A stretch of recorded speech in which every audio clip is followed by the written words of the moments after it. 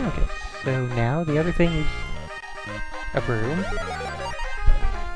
Hell do you do with a broom? Okay, so you can buy additional things for additional hearts for 200. This is the big target. We're going to absolutely want to buy this for 300 coins. That will cut our magic power usage in half, which is downright amazing. Okay, second boss time. Right. 1 health. Not a good way to start a boss fight, but what can you do?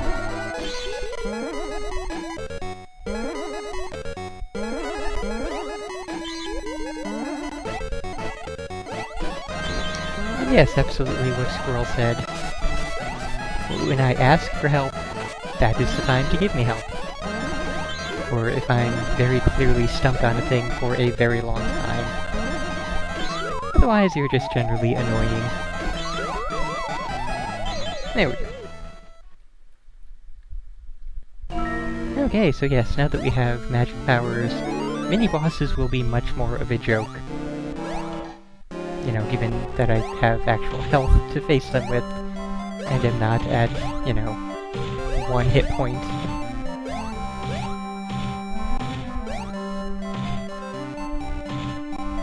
Instead here, not get hit by a little leaf enemy. There.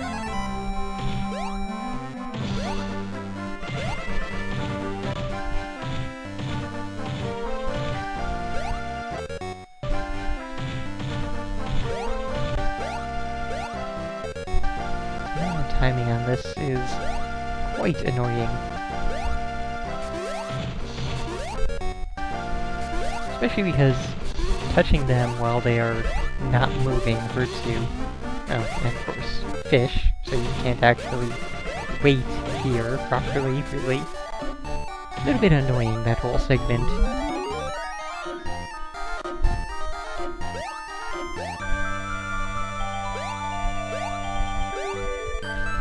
Well, high-pitched beeps aside, the music is doing a decent job of, you know, being good in this stage.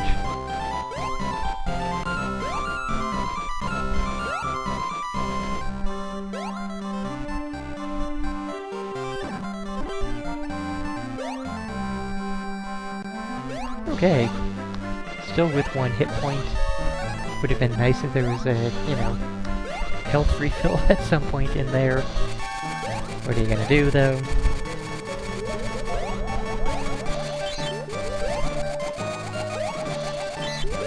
Okay, so the spider boss only takes damage from his chin. What? That was weird. And eventually he will start changing colors.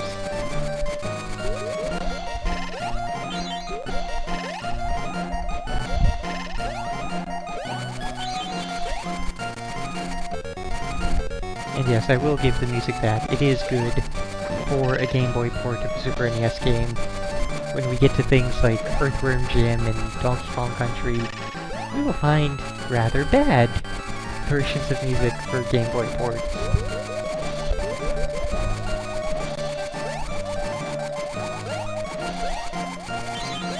Okay, there we go with the color change. Since, you know, that was always the video game indicator, color change means he's almost dead. And at least Capcom did not go with the common Konami motif of orange and flashing. Although that was really fun in a lot of the very early Konami games of bosses turning completely orange and flashing faster and faster as you killed them. Alright, on to the third area.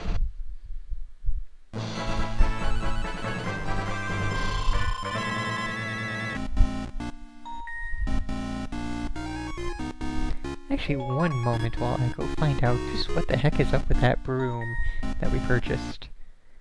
To actually get into the area, though, and get the good music going. Well, hey, yeah, that works.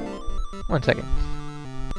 No, I cannot find any information anywhere on the damned internet. That room that we purchased, I have no idea whatsoever what it might do.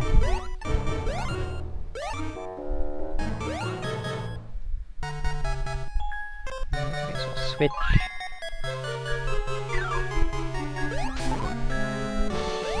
Try and get some coinage out of this while we can.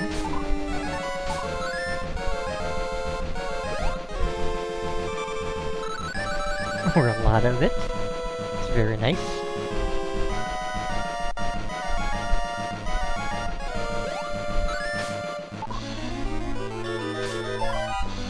Not so nice when we don't get any coins like that, though. Or when we run into the above head spikes. That's also not a thing we want to do.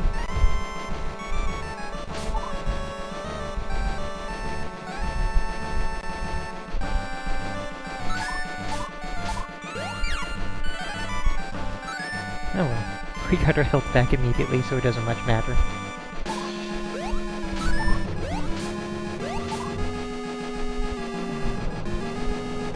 And then I believe it's mini-boss time.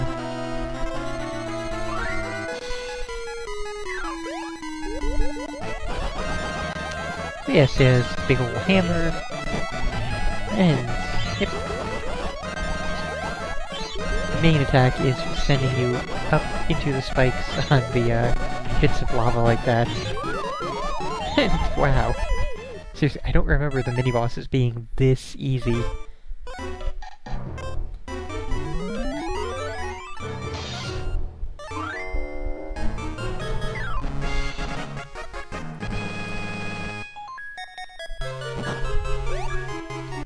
Okay, so as firemen, you can put out fires, you can move blocks, you can break blocks, all that kind of fun stuff.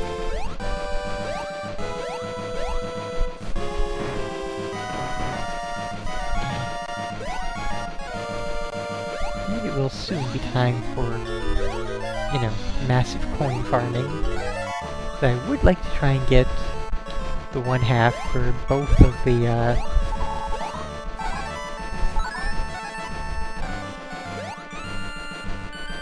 yeah, definitely going for both this one and the, turbine, so Magic Mickey and Fireman Mickey. We're almost at the good farming location, and it really does seem like, blocks are giving more coins than they did in the original SNES version. So I'm hoping that farming won't take too long. That's kind of the fire that the thing can put out.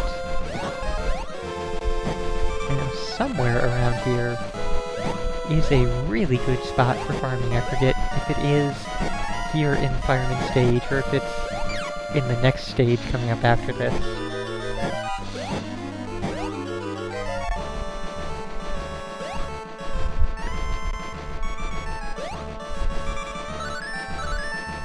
I know there is a place in one of these stages that has the entrance of a store and the exit of a store right next to each other, and that exit and entrance are blocked by, well, blocks, and, you know, we can just enter and exit quite frequently.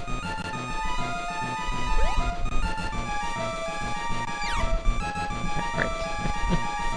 Forgot that that was a thing. Hey, don't go.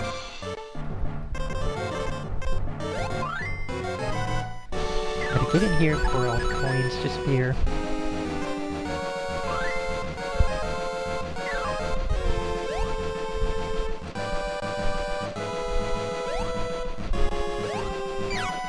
And not get squished anymore. It's definitely key to surviving at this point.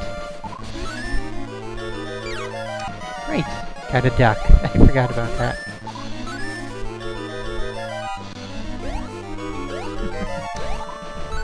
I'm just thinking of Zeta's recent Little Nemo video where it took him forever to figure out that he had to duck under the spikes.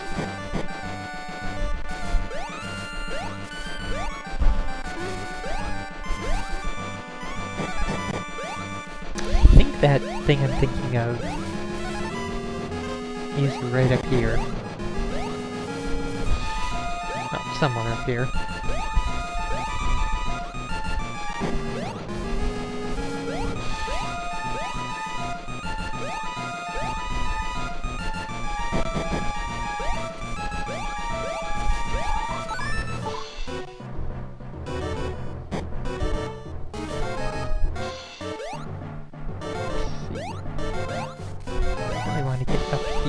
Further. We can right now. No. May or may not be able to go up that way. No, why not? Let's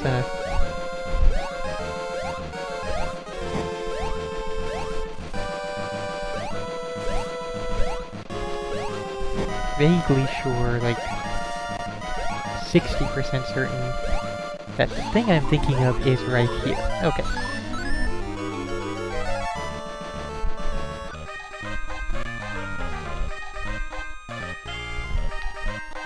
And again, what is this thing?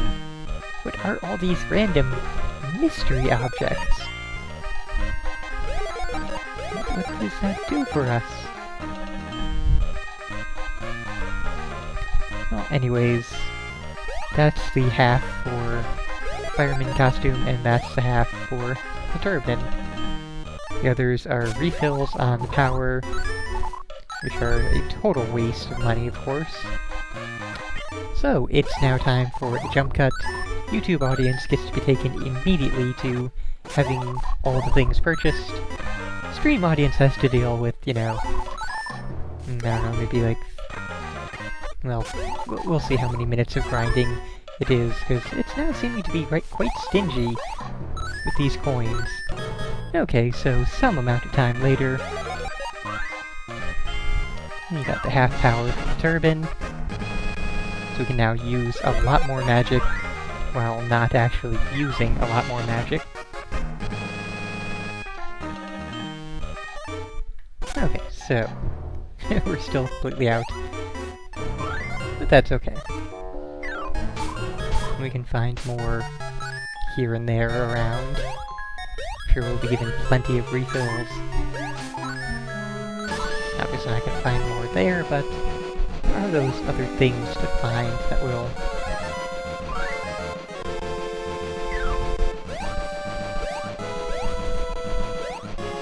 Okay. Yes, now we can happily carry on. Now that we've done all of the grinding necessary. Don't care about that even. And yes, you can obviously grind up for buying many more additional heart pieces. Not really overly important though.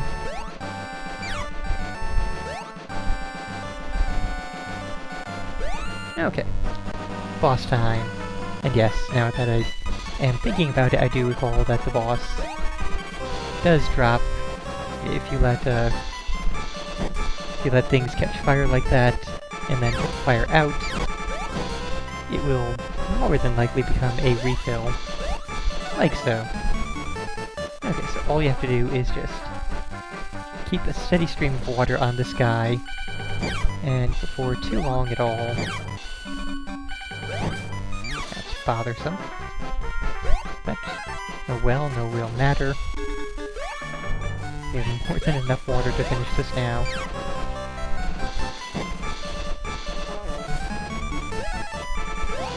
There. And that's all you have to do there. And yes, I have... actually, no. I've seen, like, still images from that new SpongeBob movie, but I have not yet seen the trailer for it. Okay, going up Pete's Peak. Getting our final costume. And Goofy just randomly happens along and hands it to us.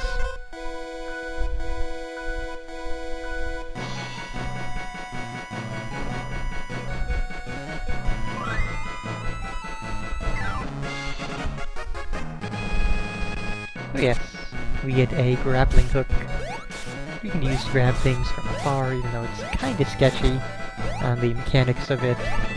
And we can also use to grab onto bits of ground to climb up. And there is a store in this area, but it's not really as important since we've already gotten the really important things.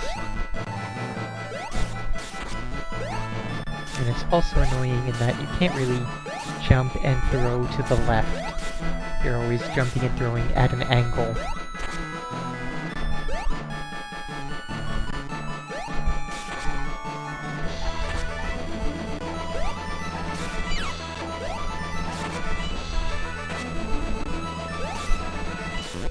Yes, not exactly my favorite of the various costumes. I think that would definitely go to the Magician Mickey one. I think the store is... Oh. This isn't the store, but we'll take it. Maybe this is the store. Yes. 100 for a big question mark. Okay. And I'm not sure why you say this is what Bionic Commando should have been, Moogle, since the controls for the grappling hook, the lack of ability to jump aside, controls in Bionic Commando are better than they are here. The only advantage this has over regular Bionic Commando is the fact that you can jump. Really all that is better here than it is there. If you want really good controls like this, go play Umihara Kawase. That is the best in grappling hook gameplay. There is no better. There is no one above that.